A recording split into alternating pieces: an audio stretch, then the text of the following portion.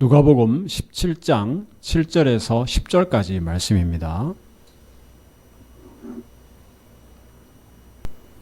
너희 중에 네게 밭을 갈거나 양을 치거나 하는 종이 있어 밭에서 돌아오면 저더러 곧 와 앉아서 먹으라 할 자가 있느냐?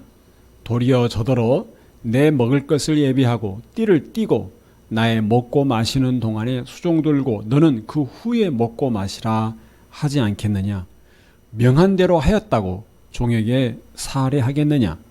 이와 같이 너희도 명령받은 것을 다 행한 후에 이르기를 우리는 무익한 종이라 우리의 하여야 할 일을 한 것뿐이라 할지니라. 아멘.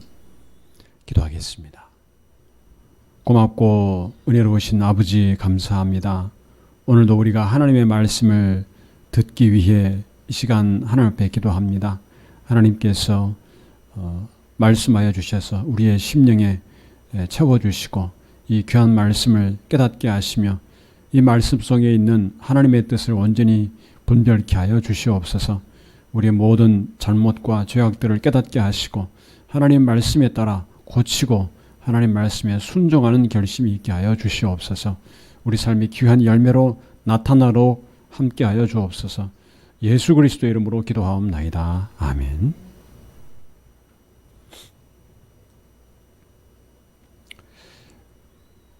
종이란 말은 주인과 반대되는 말이죠.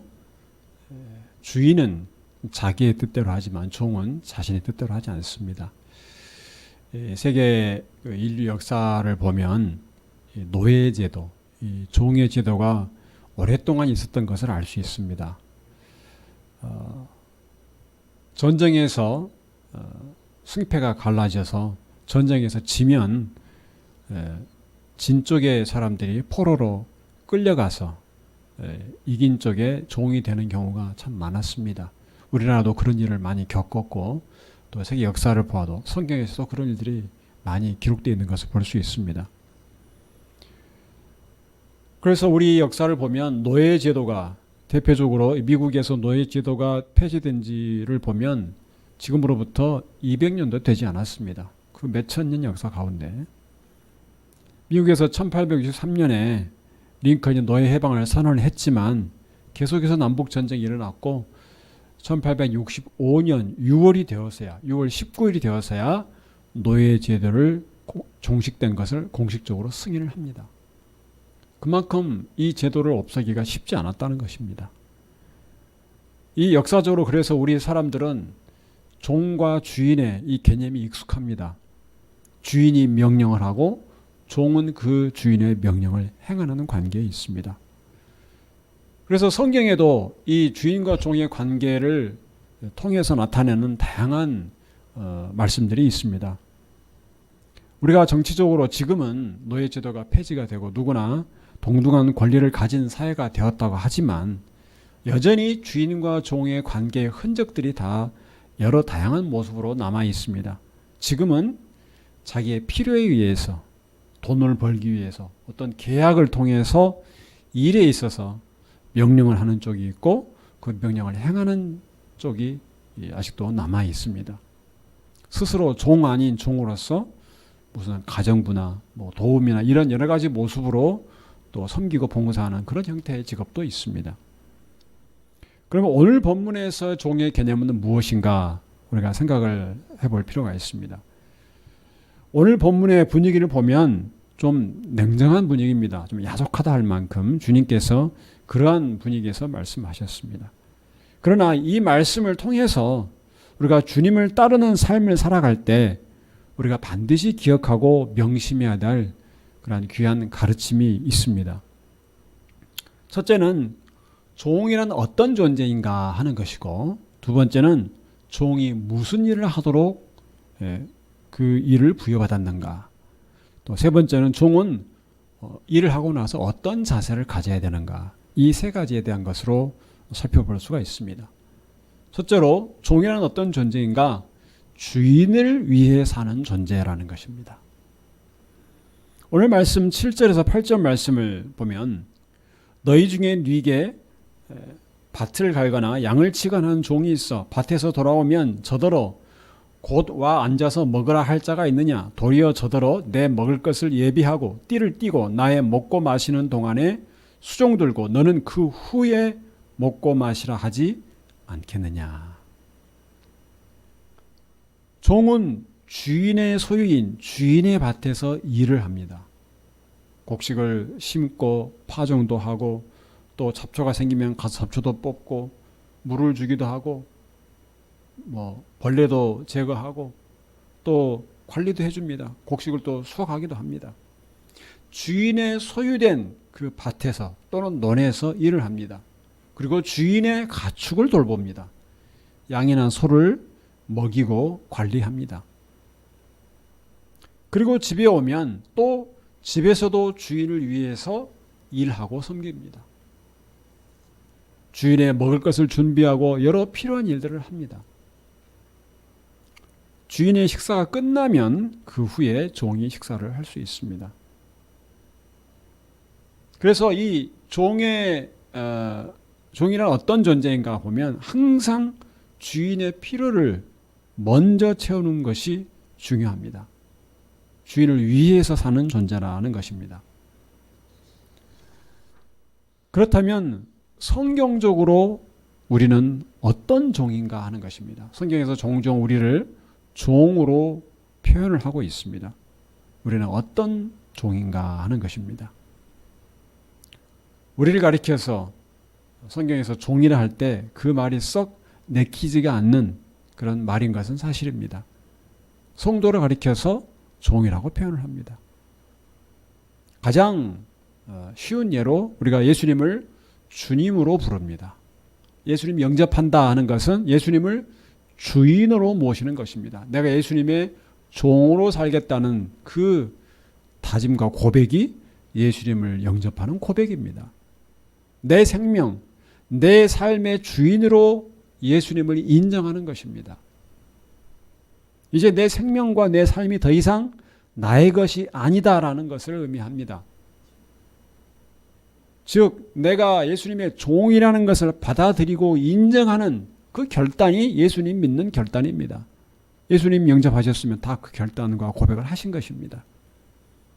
그렇다면 우리는 예수님 믿기 전에는 자유를 누리고 살았는데 믿은 후에 종이 되었는가? 이런 의문이 들 수 있습니다. 그러나 성경에서는 이렇게 말합니다. 믿기 전에는 죄의 종이었다라고 말을 합니다. 예수 믿기 전에 사람들은 욕심을 따라 사는 죄의 종이었습니다. 자기 마음대로 행하는 것을 우리는 세상에서는 보통 자유라고 합니다. 자유가 무엇인가? 그러면 내가 하고 싶은 대로 하는 것, 그것을 자유라고 말합니다. 그래서 그것을 막는 것을 향해서 투쟁하는 것은 자유를 얻는 투쟁이다. 그런 말도 있지 않습니까? 그래서 내 마음대로 행하는 것을 자유라고 느낍니다. 내가 하고 싶은 대로 하는 것이 나는 자유롭다라고 생각합니다. 누가 나의 행동을 막지 않고 통제를 가하지 않고 간섭하지 않는 것, 그걸 자유로워 생각을 합니다. 그런데 여러분, 사람이 자기 마음대로 하고 싶은 상태에 놓이게 되면 어떻게 살아갑니까? 어떻게 행동합니까? 욕심대로 행합니다. 마음대로 하도록 내버려 두면 욕심대로 행합니다. 그동안 여러 가지 상황에 어쩔 수 없이 통제받고 여러 규정에 따라 했던 그 모든 것들이 다 해제가 되면 온갖 욕심들이 나오기 시작합니다. 그리고 욕심의 종으로 살아갑니다. 이 욕심은 참 무서운 것입니다. 왜 무서운가 하면 내 안에서 나온 것이기 때문에 그렇습니다. 내 안에서 나온 것이기에 욕심이 명하는 대로 하면서도 내가 욕심의 종이라고 생각지 않습니다. 욕심이 원하는 것을 하면서도 나는 자유롭다고 생각을 합니다. 그래서 욕심이 무서운 것입니다. 전혀 내가 종이라는 것을 느끼지 못하게 합니다. 기쁘다고 생각합니다. 내가 마음대로 하는 것이기 때문에, 내 욕심대로 하는 것이기 때문에 즐겁다고 생각합니다. 그래서 그 욕심을 채워주려고 합니다. 그런데 성경에서는 말합니다. 욕심이 죄를 낳고 죄가 죽음을 낳는다. 죽음을 불러온다. 그리고 이 죄의 진정한 대가는 지옥입니다. 자신을 자유롭다고 여기는 것, 욕심을 따라 행하는 것을 사람들은 자연스럽게 여깁니다. 내 안에서 나온 것이기 때문에. 그래서 욕심을 따라 살면서 욕심의 종으로 살면서 곧 죄의 종이 되는 것입니다. 욕심을 행하면 죄를 낳기 때문에 곧 죄의 종이 되는 것입니다. 그리고 사람은 아담 이후에 태어나면서부터 죄의 종으로 태어납니다. 죄인으로 태어납니다.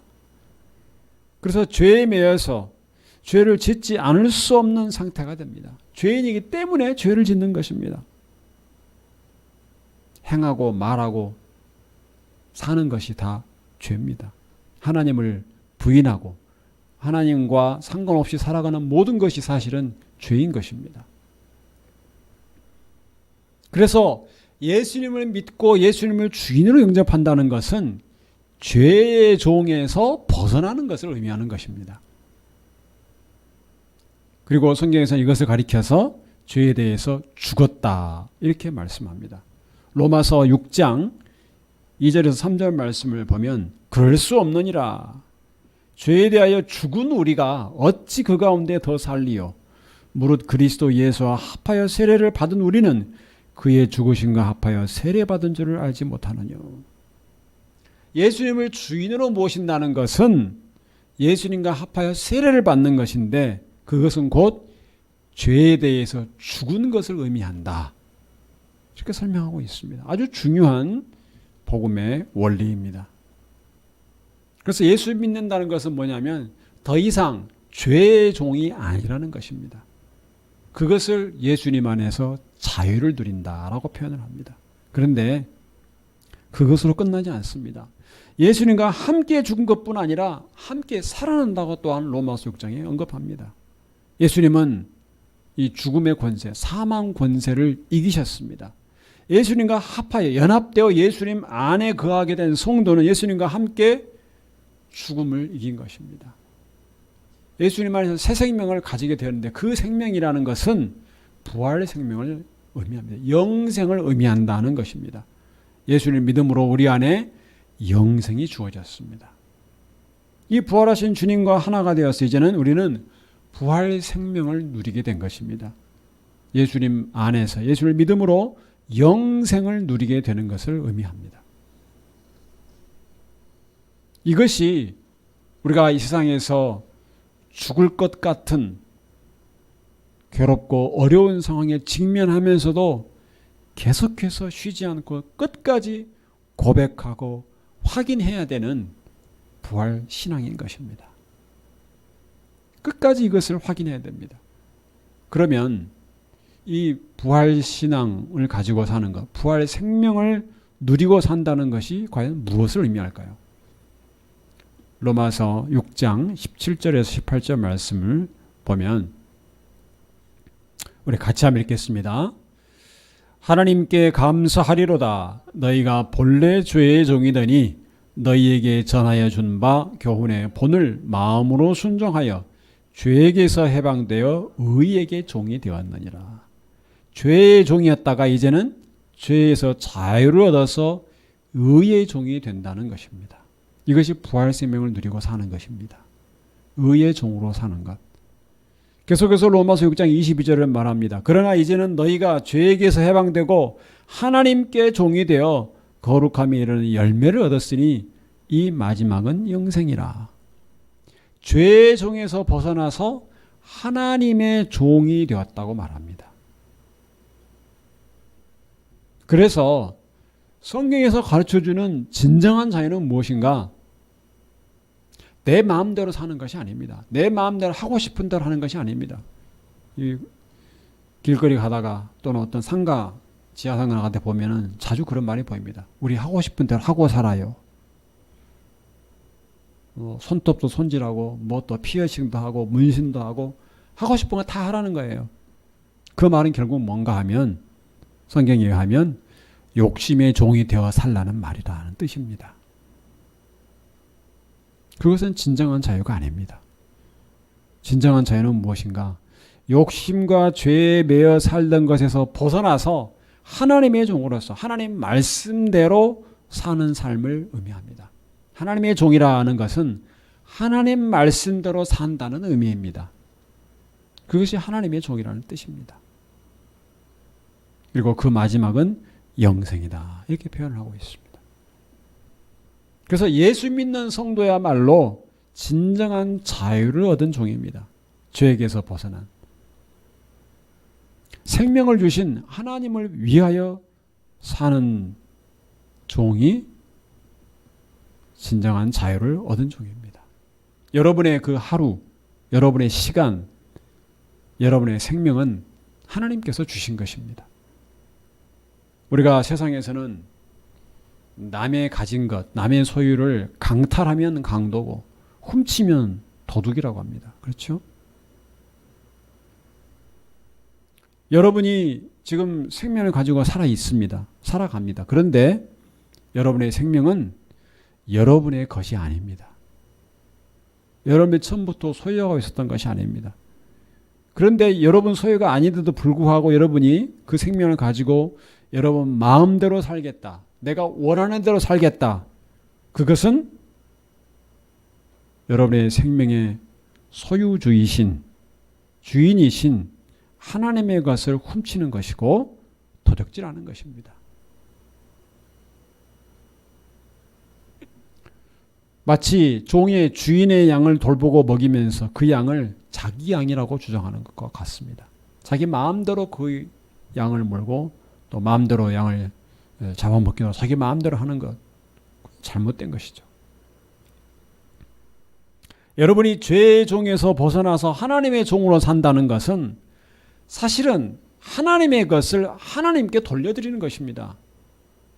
억울해할 이유가 없습니다. 원래 하나님의 것이었습니다. 하나님의 주신 생명을 하나님의 것으로 인정하는 것뿐입니다. 원래 주인을 인정해 주는 것입니다. 내가 하나님의 종으로 산다는 것은 내 생명의 주인이신 하나님을 인정한다는 것입니다. 그것 때문에 억울할 이유가 없습니다. 여러분 중에 여러분 스스로 여러분의 의지로 여러분의 힘과 능력으로 스스로 생명을 만들어서 이 세상에 나온 분이 있습니까? 아무도 없습니다. 하나님께서 태어나게 하셨기 때문에 태어난 것입니다. 하나님의 능력으로 하나님의 섭리 가운데 여러분이 이 세상에 생명을 가지고 태어났습니다. 모든 생명은 하나님께서 만드신 것이고 하나님께서 주신 것입니다. 원래 하나님의 것이었습니다. 여러분의 생명까지. 그런데 종이 된 우리를 하나님께서 그 죄값을 치르시고 다시 사셨습니다. 아주 비싼 값을 치르고 하나님의 가장 귀한 아들 예수님의 죽으심의 그 값을 치르시고 우리를 다시 하나님의 것으로 만드신 것입니다. 그래서 따지고 보면 오히려 하나님이 억울해야 마땅합니다. 그렇지 않습니까? 원래 하나님의 것인데 아주 비싼 값을 치르고 다시 하나님께서 사신 것입니다. 마치 어떤 양이 있는데 주인의 양이 있는데 그 양이 울타리를 뛰어넘어 멀리 도망가서 그 먼 땅에 남의 소유가 되어버린 상황에서 주인이 그 양을 찾아가서 값을 치르고 다시 사오는 것과 같다는 것입니다. 하나님은 그렇게 하셨습니다. 그래서 이제 우리는 입이 10개라도 아니 100개라도 하나님 앞에서 내가 하나님의 종이 아니라고 말할 수가 없습니다. 하나님이 다시 사셨기 때문에 예수님 안에서 영생을 누리고 사는 성도 여러분은 하나님을 위해 살아가는 하나님의 종인 것입니다. 그리고 그 종은 거룩하고 영광스러운 하나님의 소유된 백성인 것입니다.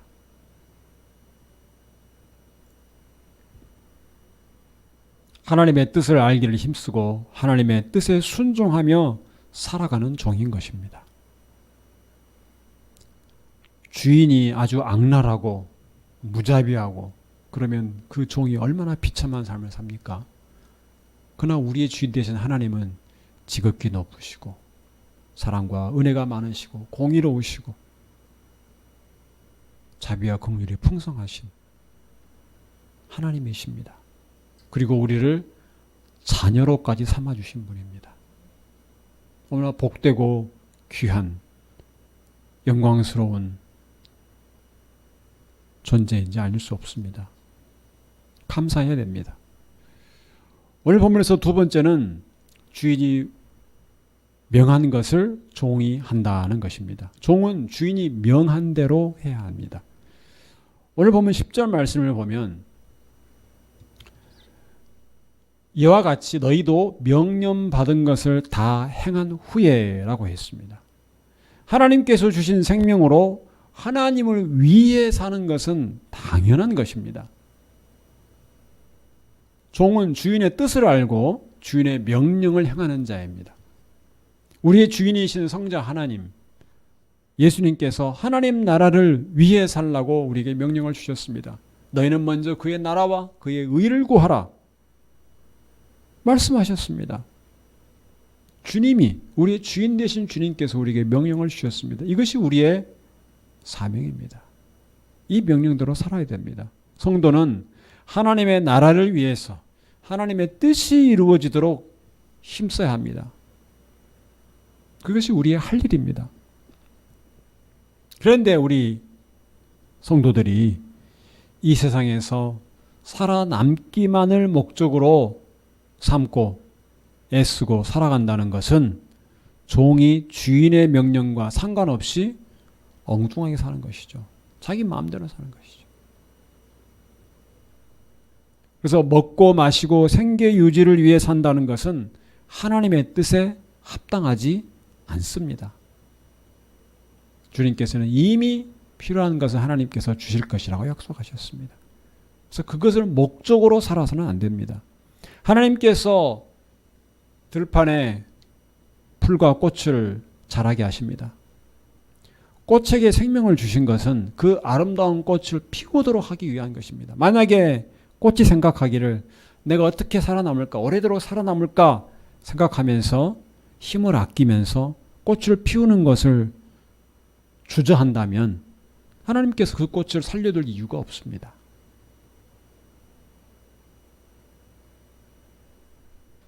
우리도 마찬가지입니다. 우리가 이 세상에 살아있으면서 우리가 무엇을 먹고 살 것인가 그것을 생각할 것이 아니라 하나님이 주신 생명, 하나님이 주신 삶을 어떻게 살 것인가 이것을 늘 생각을 해야 됩니다. 무엇이 하나님이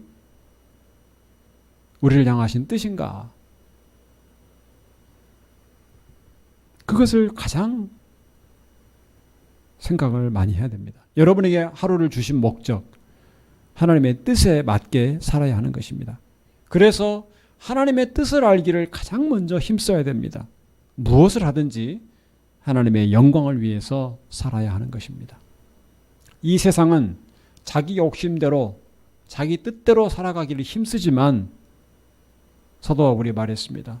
로마서 12장 2절에서 너희는 이 세대를 본받지 말고 오직 하나님의 기뻐하시고 선하시고 온전하신 뜻을 분별하기를 힘쓰라. 우리는 하나님의 뜻대로 살도록 지음받은 존재들, 그 명령대로 살기로 부여된 생명을 가지고 살아야 된다는 것입니다. 그래서 하나님의 뜻에 항상 민감해야 됩니다. 종이 주인의 뜻에 민감하듯이 항상 하나님의 뜻에 민감을 해야 됩니다. 무엇을 하든지 내가 원하는 것이 아니라 하나님의 뜻이 무엇인가를 항상 물어야 됩니다.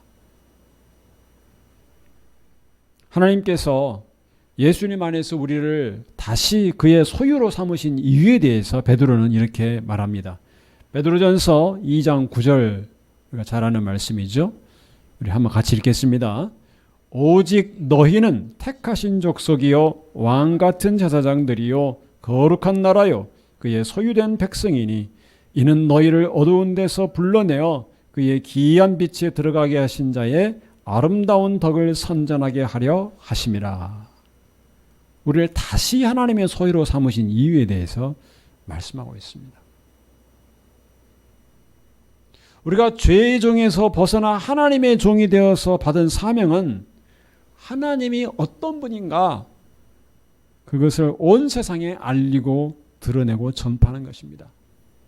하나님이 얼마나 공의로우신 분인가, 얼마나 사랑이 많으신 분인가, 얼마나 자비와 긍휼이 풍성하신 분인가, 어떻게 그의 백성을 구원하시는가, 하나님 얼마나 전능하신 분인가, 얼마나 오래 참으시고 하나님의 죄에 대해서 얼마나 무섭게 진노하는 분인가, 하나님이 무슨 희생을 치르고서 우리를 구원하기를 원하시는가, 이러한 것들을 온 세상에 드러내야 된다는 것입니다. 그것이 우리의 하나님의 종된 사명인 것입니다. 그래서 내가 이 세상에 태어나서 내 능력을 개발하고 내 재능을 개발하고 내 행복을 위해서 성공을 위해서 살고 사람들의 인정과 칭찬과 그것에 목매어 사는 것은 하나님의 종으로서는 전혀 맞지 않는 것입니다. 하나님의 종으로 산다는 것은 그 모든 것들은 다 버리는 것입니다. 그래서 예수 믿는다고 하면서도 여전히 자기 능력 개발과 자기 행복을 추구하고 세상의 성공을 위해 살아간다는 것은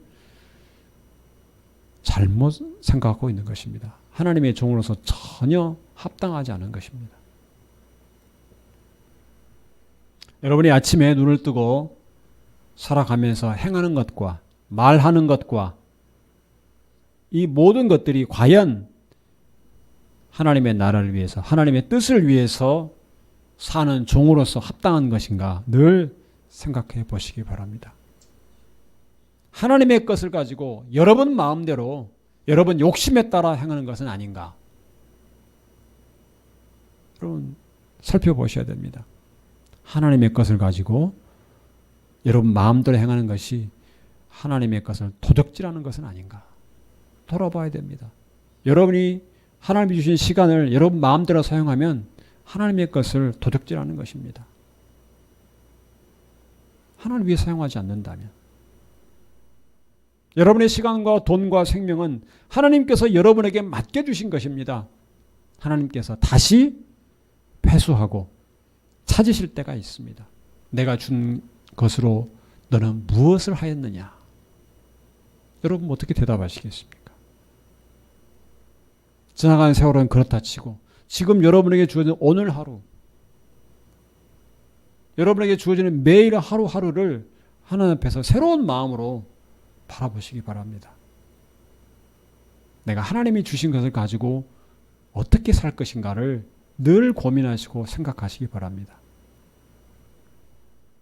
여러분 자신을 하나님의 종으로서 분명하게 인식을 할 때 여러분에게 주신 하루를 비로소 여러분이 바르게 살아갈 수 있습니다. 그것을 모른다면 여러분 욕심의 종으로 죄의 종으로 여러분 마음대로 살게 될 것입니다. 내 시간, 내 생명, 내가 가진 모든 것을 내 것이라고 잘못 생각한 것, 착각해서 잘못된 결정을 한 것, 그 행동들 모두 다 이제는 내려놓아야 됩니다. 여러분 자신을 위해서 했던 모든 것들을 다 그치고 하나님께서 여러분에게 원하시는 것을 하도록 삶의 방향을 바꿔야 됩니다.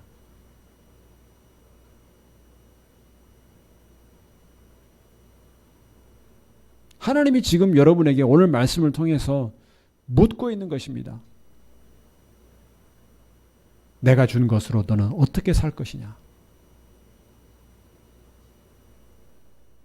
여러분이 지금 어떤 일을 하도록 하나님의 명령을 받았는가? 마음에 깊이 묵상하시고 생각하시기 바랍니다.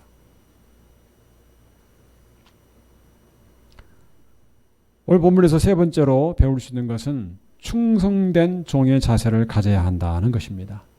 10절 말씀을 다시 한번 보게 되면 이와 같이 너희도 명령받은 것을 다 행한 후에 이르기를 우리는 무익한 종이라 우리의 하여야 할 일을 한 것뿐이라 할지니라. 종이 밭에서 일을 하고 양을 치는 것은 자기 할 일을 하는 것입니다. 종으로서 할 일을 하는 것입니다. 주인이 그것에 대해서 보상하고 주인이 감사하지 않습니다. 여기 10절에서 무익한 종이라는 이 표현이 사실은 부정적인 의미입니다. 무익하다는 가치가 없다, 뭐 그런 식으로 표현할 수 있습니다. 이익이 안 된다. 그런데 사실 종은 주인에게 이익을 가져다 줘야 됩니다. 그렇지 않습니까? 주인에게 이익이 되어야 됩니다. 그러나 주인에게 이익이 되었다고 해서 그 일에 대해서 그만큼 인정받아야만 하는 것은 아닙니다. 당연히 종이 한 일을 한 것입니다. 그런 의미에서 무익한 종이라는 의미라는 뜻입니다.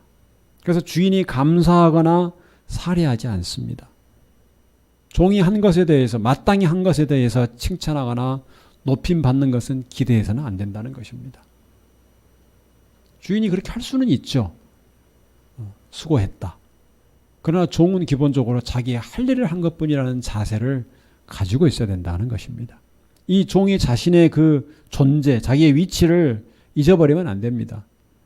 그래서 자기가 한 일에 대해서 어떤 주인에게 대가를 요구하거나 보상을 요구한다면 자기의 본분을 잊어버리는 것입니다. 종의 본분을 잊어버리는 것입니다. 주인 앞에서는 항상 자기의 본분과 위치를 알아야 한다는 것입니다. 주인이 명령한 일을 하지만 자신은 주인이 아니다라는 것을 항상 알아야 됩니다. 종이 하는 일 중에 힘든 일이 있을 수 있습니다. 창세기 보면 아브라함이 이제 나이가 들어서 이삭에게 아내를 구해주기로 했습니다. 그런데 종에게, 자기의 일들을 다 맡은 종에게 임무를 맡깁니다. 이삭의 아내를 구하기 위해서 그 가나안 지방에서 구하지 말고 자기 고향으로 가게 합니다. 그것은 아브라함이 오직 하나님께서 명하신 명령, 네 친척 혼토 아비 친척을 떠나서 내가 지시하는 곳으로 가라 하는 그 하나님 말씀만 듣고 먼 길을 왔던 것을 이제 거꾸로 거슬러 올라가야 됩니다. 먼 길을, 아주 먼 길입니다. 그리고 누구를 만나서 어떻게 데려와야 되는지도 막막합니다. 하나님께서 어떤 분을 택하셨는지 분별해야 됩니다. 아브라함도 누군지 알 수 없습니다. 이 모든 것들이 결코 쉬운 것이 아닙니다. 그런데 그 종은 묵묵하게 그 모든 과정을 다 해냅니다. 하나님의 인도하심을 따라서 기도하면서 리브가를 만나게 되고 하나님께서 예비하신 이삭이 아닌 것을 깨닫습니다. 그리고 리브가의 가족을 만나서 그동안의 모든 과정을 다 그대로 이야기합니다. 하나님이 이렇게 인도하셨다. 그래서 그 리브가를 이삭의 아내로 허락받고 리브가를 데리고 다시 그 먼 길을 옵니다. 그 먼 길을.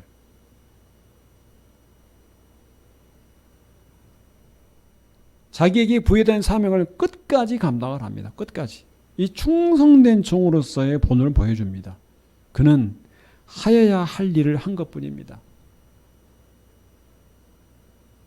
아브라함이 아주 아끼는, 아주 청애하는 종이었기 때문에 한때는 하나님께서 자신에게 자식을 주시지 않자 자기의 상속자로 생각했던 아마 그 종이었을 것입니다. 그런데 이제 주인의 종이 이삭이 있고 그 이삭을 위해서 자기의 최선을 다해서 그 아브라함 명령을 행하는 것입니다. 참 이 종의 본이 되지 않을 수 없습니다. 하나님의 소유된 백성으로서, 하나님의 종으로서 해야 할 일을 한다는 것은 그 마음 자세가 신앙생활에서 아주 중요합니다. 하나님 말씀에 순종해 산다는 것을 당연하게 여기지 않으면 문제가 발생합니다. 보상과 대가를 바라는 그 마음이 불만을 가져오게 되는 것입니다. 특히 힘들고 어려운 일을 만나면 더욱 그렇습니다. 종이 주인으로부터 보상을 바라면서 일을 하기 시작하면 잘할 수가 없습니다. 힘든 일을 하지 않고 보상을 받지 말지, 이런 생각을 하기 쉽습니다. 다시 말해서 이것을 자기가 해야 될 일을 일종의 거래로 생각하게 되는 것입니다. 내가 한 만큼 보상받는다고 생각합니다. 더 이상 종의 자세가 아니게 되는 것입니다. 그래서 충성된 종이라는 것은 어떤 보상을 바라면서 하는 것이 아니고 그 사명, 그 일에 최선을 다하는 것입니다. 그것이 충성입니다. 만약에 보상을 바라면서 무슨 일을 하게 되면 자꾸 자기가 하는 그 수고와 노력을 보상과 비교합니다. 내가 하는 것이 보상이 얼마큼 될 것인가. 즉 종으로서의 본분을 잊어버리게 된다는 것입니다. 오늘 본문 10절은 아주 무정하고 냉정한 말씀 같지만 중요한 말씀입니다. 우리 자신이 어떤 존재인가를 늘 확인하게 하는 것입니다. 그래야 충성된 종으로 살아갈 수 있습니다. 물론 주님께서는 충성된 자에게 상을 약속하셨습니다. 요한계시록 2장 10절에 네가 죽도록 충성하라. 그리하면 내가 생명의 면류관을 내게 주리라. 약속하셨습니다. 충성하는 자에게. 믿음으로 끝까지 인내하면서 견디는 자에게 상을 약속하십니다. 그러나 종에게 중요한 자세는 무엇인가 하면 오늘 본문에서 가르쳐 주시는 하여야 할 일을 한 것뿐이다 라는 이 마음 자세입니다. 주님께서 주시는 상은, 충성된 자에게 주시는 상은 주고받는 거래가 아니라는 것입니다. 거래라면 내가 값을 내고 받는 것이기 때문에 고마워할 이유가 없습니다. 주님이 주신 상은 그런 것이 아닙니다. 하나님의 종으로서 하나님 나라를 위해 충성된 자에게 주시는 하나님이 더해 주시는 상인 것입니다. 노력에 대한 대가로 주어지는 당연한 것이 아니라는 것입니다. 그 상을 내 수고에 대한 당연한 대가와 보상을 여기는 순간 우리는 더 이상 충성할 수가 없게 됩니다. 적당한 신앙생활에 만족하려는 유혹에 빠지게 된다는 것입니다. 내가 그 상 안 받고 말지. 그런 적당한 신앙생활을 하고 싶은 유혹에 끊임없이 빠지는 성도들이 많이 있습니다. 내가 이렇게까지 힘들게 신앙생활을 해야 되는가? 나는 큰 상 바라지 않으니까 그냥 적당히 힘들게 생활을 하고 싶지 않다. 적당히 살고 싶다. 이렇게 생각하면 하나님의 종으로서의 자세를 놓치는 것입니다. 성도 여러분, 여러분은 죄의 종에서 벗어나서 거룩하신 하나님의 종으로 살도록 부름받은 자입니다. 하나님 나라를 위한 사명을 받았습니다. 그 사명에 충성하시기 바랍니다. 우리 주님께서 충성된 자에게 주시는 상은 주님의 약속이니까 우리가 믿음으로 바라보고 기대하면서 살아가야 됩니다. 그러나 그것이 내 노력에 대한 대가나 당연한 것으로 받는 것이 아니라 는 것을 끝까지 잊지 말고 종의 자세를 잊지 말고 우리가 하여야 할 일을 한 것뿐이다 라는 이 마음 자세로 충성된 삶을 사시기를 주님의 이름으로 축원합니다. 기도하겠습니다. 하나님 아버지 은혜를 감사합니다. 오늘도 귀한 말씀을 통해서 우리가 죄의 종에서 벗어나서 하나님 말씀대로 사는 하나님의 종이 된 복된 진리의 말씀을 들었습니다. 우리가 종의 자세의 본분을 잊지 않게 하시고 우리를 이 땅에 두신 하나님의 목적 따라 하나님의 나라를 위해서 사는 저희들 되게 하여 주시고 하나님의 뜻을 어떻게 행할 것인가를 늘 먼저 생각하며 살게 하여 주시고 우리가 하여야 할 일을 한 것뿐이다 라는 이 충성된 종의 자세를 가지고 살아갈 수 있도록 인도하여 주시옵소서. 예수 그리스도 이름으로 기도하옵나이다. 아멘.